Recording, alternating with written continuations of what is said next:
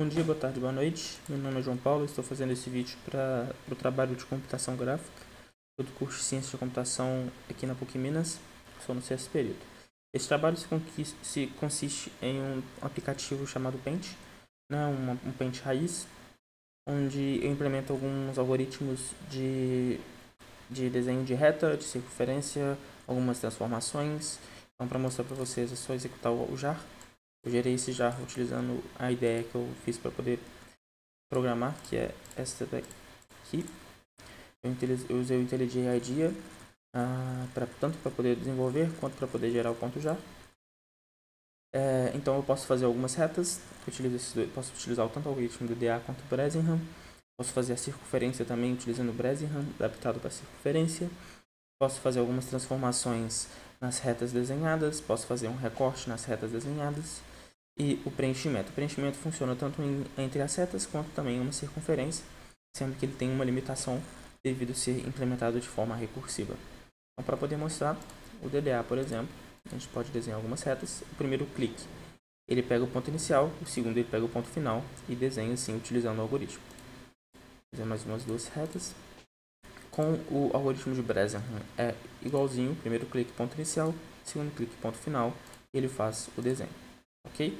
A gente pode fazer também uma circunferência. A gente clica uma vez, ele pega o ponto central. A segunda vez que a gente clica, ele pega e calcula o raio entre a diferença do tamanho da reta entre esses dois pontos e calcula o raio. Ok? A gente pode limpar todos os desenhos. Desenhar algumas retas aqui agora. A gente tem essas retas. Agora eu posso, por exemplo, mover uma reta. Vou selecionar a reta 0, no caso que é essa primeira aqui que eu desenhei. Eu quero mover ela para um novo ponto, então é só eu clicar que ela é movida para este novo ponto. Ok? A gente pode também rotacionar uma reta. Então, se eu rotacionar a reta 0 em 180, ela tem que ir lá para cima. Isso mesmo. Se eu quiser rotacionar agora a reta 0 em menos 180, ela tem que voltar. Se eu quiser rotacionar ela em 40 graus, 45 graus, ela tem que vir para cá. Isso mesmo. Então, vamos voltar ela para o lugar original. 45. Exatamente. Se eu quiser redimensionar ela, por exemplo, a mesma reta, em X eu vou redimensionar ela por 2 e em Y eu quero manter. É isso aí, para dar uma crescidinha. A reflexão, por exemplo, eu posso espelhar ela em algum eixo. Então, se eu espelhar em eixo X, ela deve ir para cima. É isso mesmo. Se eu fizer isso de novo pelo mesmo eixo, ela vai para baixo. Se eu quiser fazer isso, por exemplo, em torno da origem, eu também consigo. Apertar 2 aqui. Ele faz em torno da origem, é como se fosse uma rotação de 180 graus. Se eu quiser fazer agora um cisalhamento, por exemplo, na reta 1, eu digo qual eixo deve ser cisalhado, por exemplo. Eu vou selecionar o eixo X como padrão e eu falo qual que é o fator de cisalhamento. Eu vou colocar 2.0 também.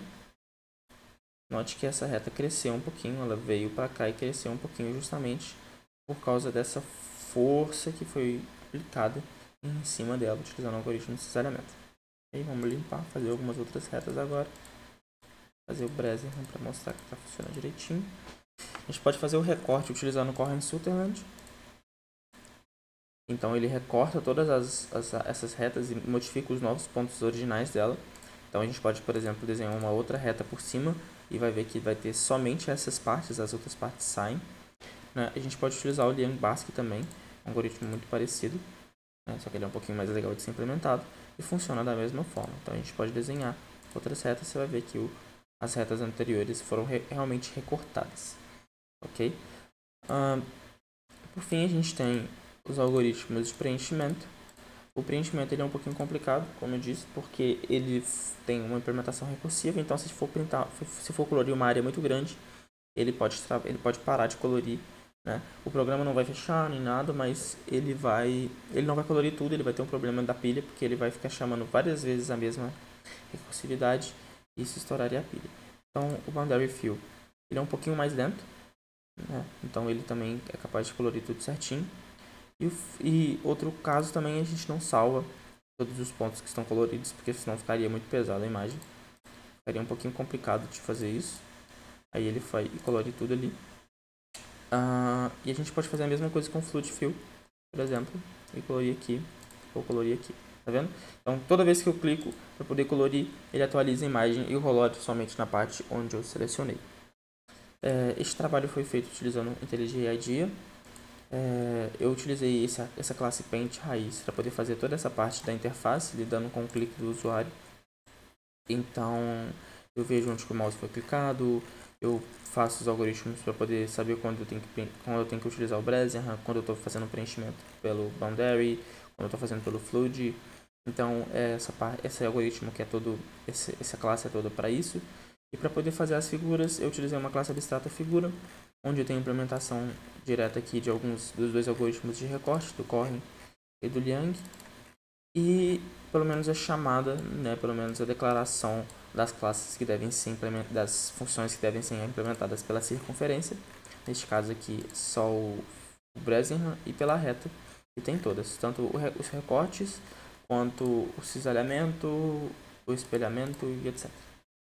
Então é isso. Meu nome é João Paulo, eu sou do curso de Ciência da Computação pelo PUC Minas. Qualquer dúvida pode mandar um e-mail. Obrigado.